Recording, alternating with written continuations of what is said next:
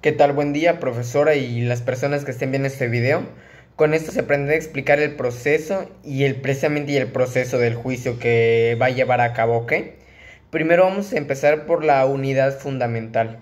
Esta se referencia más al sentido coherente que tiene el juicio con el proceso, los hechos, las cosas que se están llevando a cabo. Por ejemplo, se refiere a unificación de elementos en el proceso judicial, a pesar de que existe una múltiple, de verdad muchísima, una múltiple cantidad de sujetos, procesos, se van a unir. Hay una unificación, es el sentido lógico que existe entre estos. A eso se refiere la unidad fundamental. Y para ese proceso hay diversos criterios que clasifican el proceso.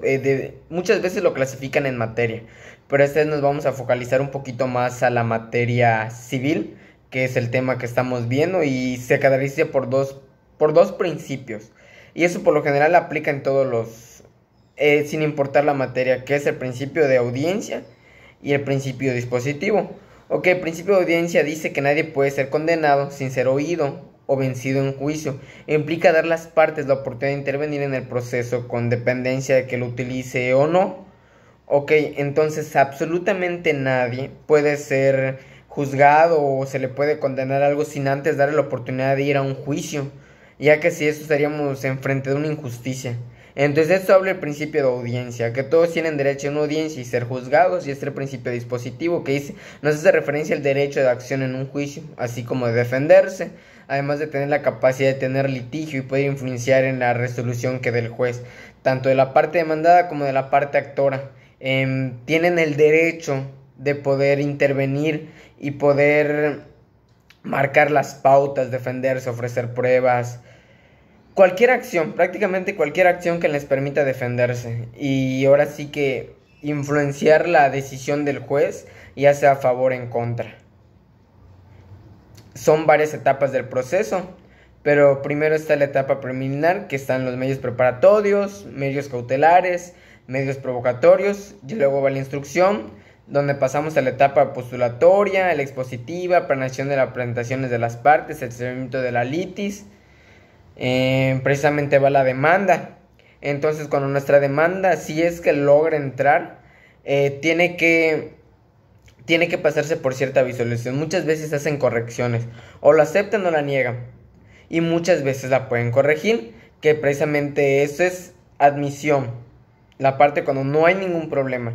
Está la prevención, que es cuando ocurre algún desperfecto, algo que no esté bien redactado, que no esté bien escrito. Entonces nos dan un escrito para que nosotros corrijamos esa parte de la demanda. O está el desechamiento, que es cuando pues prácticamente desechan la demanda. O sea, no entra porque muchas veces los puntos que tocamos no son válidos. Entonces eso pasa, la desechan. Precisamente porque, como nos explicaban, muchas veces tienen una carga fuerte de trabajo. Y en ocasiones es preferente desecharla cuando no hay materia o precisamente no se puede litigar, o podría ser que se equivoquen tal vez se podrían equivocar en cuestión de la materia en la que tal vez no es civil, sino mercantil, etcétera, etcétera. Ok, ya luego va el emplazamiento. Eso sucede cuando se le debe notificar a las partes.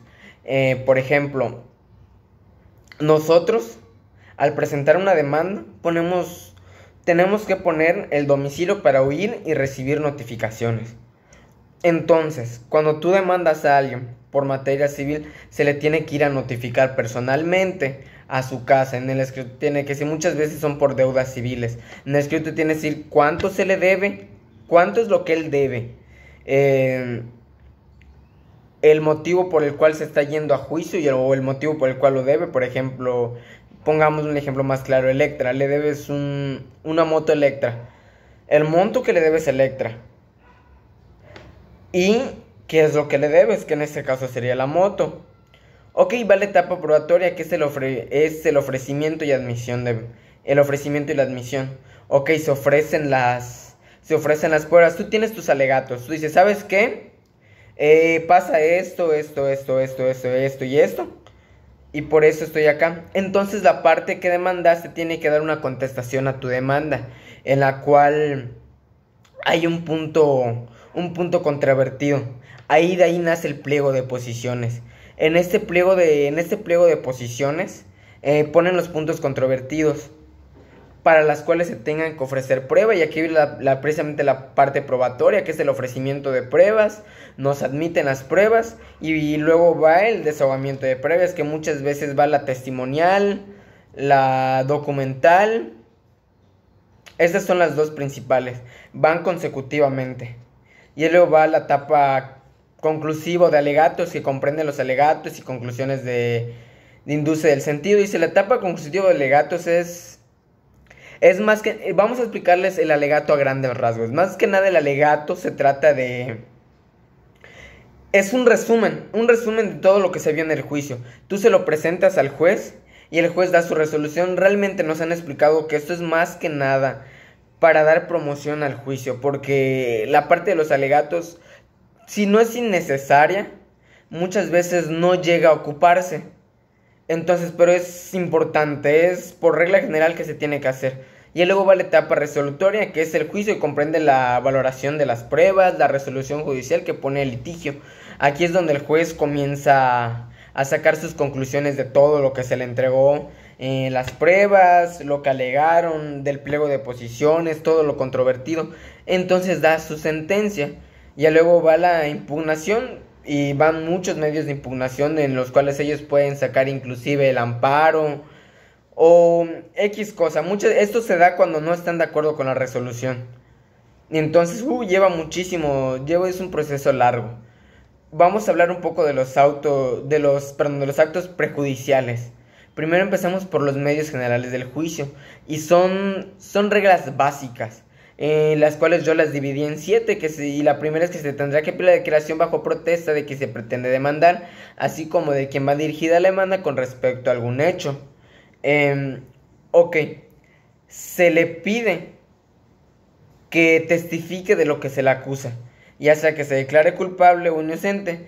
Se le pedirá que se muestre la cosa que va a ser motivo de la demanda o la acción real, o que él tiene que mostrar lo que va a entregar. Por ejemplo, si se trata de dinero, tiene que llevar el dinero. O si se trata de documentos, tiene que llevar el documento. Se le pedirá a quien tenga el derecho que elija entre las cosas presentadas. O sea, las cosas que se presentan, el que tiene derecho de exigir, tiene que elegir. Tiene que escoger la cosa que se presentó para obtenerla. Y luego se le pedirá el testamento, ya sea el heredero, legatario o coheredero. Eso es por ejemplo, cuando se trate de una sucesión, cuando estemos hablando de testamentos.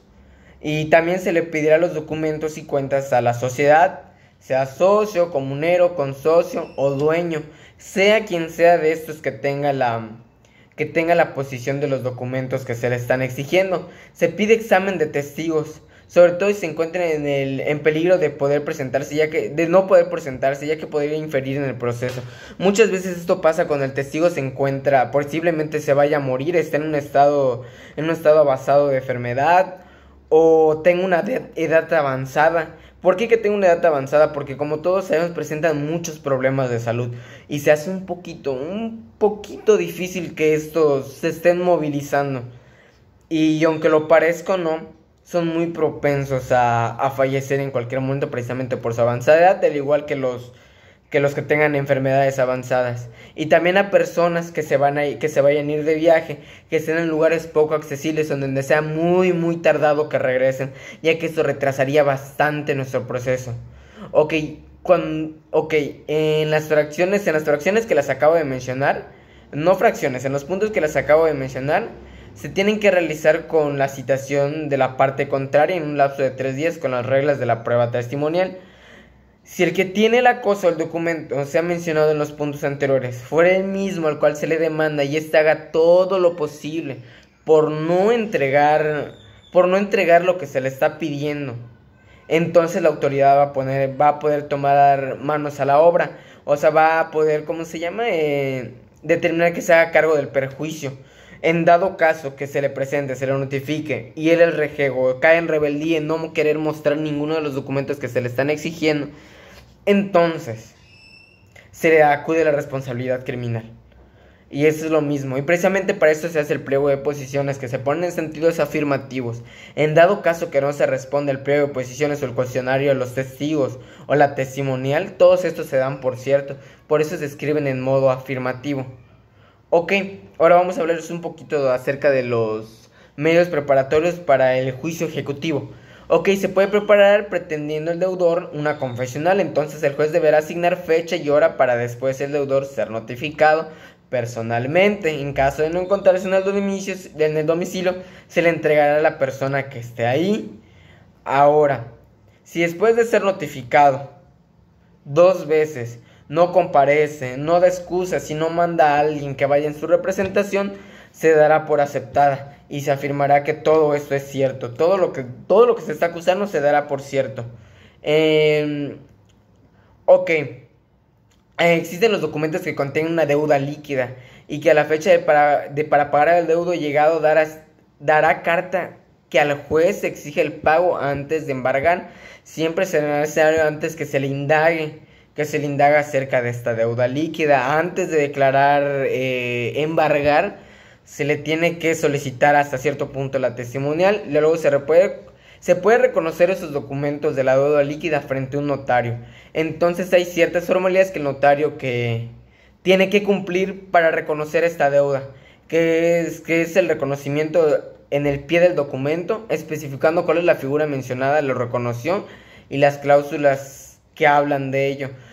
Con las figuras que se mencionaron me refiero a que no tiene que reconocer precisamente la deuda del deudor. Puede mandar a ya sea un legatario o a su representante legal, pero este tiene que estar debidamente acreditado. Por ejemplo, puede ser por poder notarial, etcétera, etcétera, pero tiene que estar muy bien debidamente notificado. Y entonces eso es lo que tiene que hacer el notario. Al pie de la página tiene que decir que al pie del documento especifica cuál es la figura que compareció, que reconoció la deuda, y tiene que hacer una alusión a la cláusula en la cual se le permite que alguien más vaya a aceptar la deuda. Ok, una vez debidamente reconocida la deuda, puede prepararse la acción ejecutiva en forma incidental con un escrito a cada parte y la resolución del juez sin ulterior de recursos. Ok, voy a hablarles un poco acerca de la separación de personas. Ok, todos se pueden... Muchas veces nosotros queremos demandar a nuestra pareja, a nuestro cónyuge. Entonces por eso se le pide al juez que de primera instancia que nos separe. ¿Para qué nos va a separar? Precisamente para evitar problemas, ya sea agresiones o cosas así. Ok, hay algo importantísimo. Solo el juez de primera instancia puede declararle la separación. Hay casos muy muy especiales en los cuales un juez local es el que podría determinar la separación, vaya. Pero por lo general es el juez de primera instancia. Solo en casos especiales el juez local lo puede hacer. Ok, la solicitud se puede solicitar ya sea escrita o verbalmente, siempre y cuando no mencione la existencia, o sea, tiene que mencionar las causas en la cual se funda, el domicilio en el que habitan y si existen hijos y las circunstancias del caso. Ok, el puede hacer los trámites necesarios en el caso de violencia intrafamiliar, tomar en cuenta las pruebas antes entregadas, incluyendo los dictámenes, informes, expedientes y opiniones que hubieran realizado las instituciones públicas derivadas precisamente del problema determinar las medidas procedentes para la protección de la persona. Precisamente hay que evitar a toda costa que se sigan sufriendo abusos, y más si se trata de un tema tan delicado como el maltrato intrafamiliar.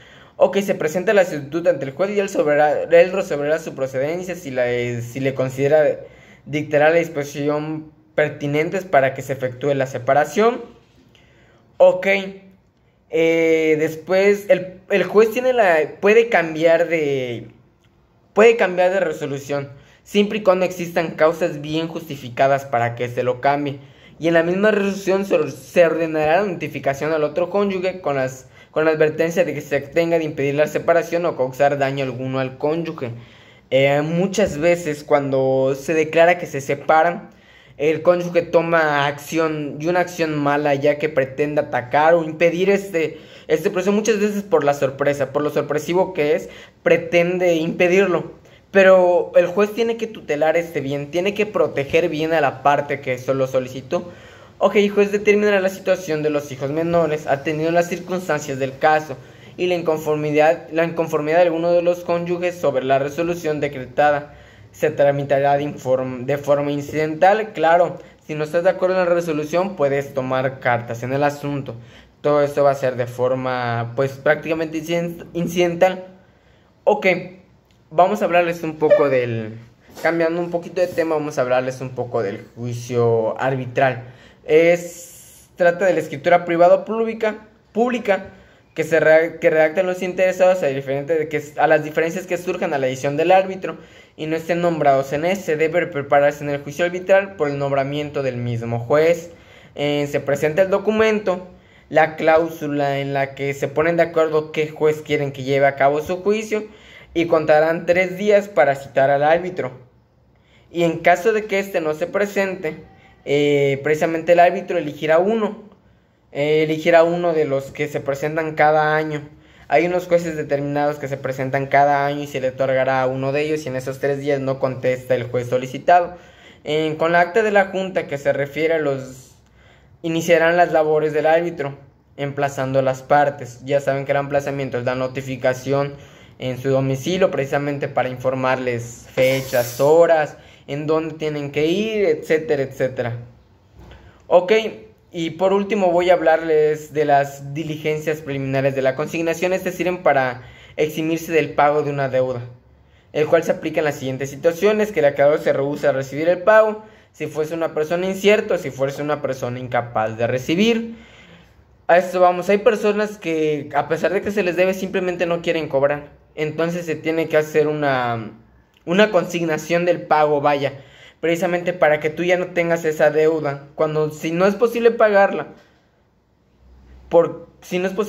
entonces es mejor cancelarla, que se te quite, que se te exima de la deuda, en palabras más sencillas. Ok, si el deudor fuera cierto y conocido, se licitará para el día, hora y fecha en el lugar en el cual se va a percibir el depósito o lo que sea que se le vaya a entregar.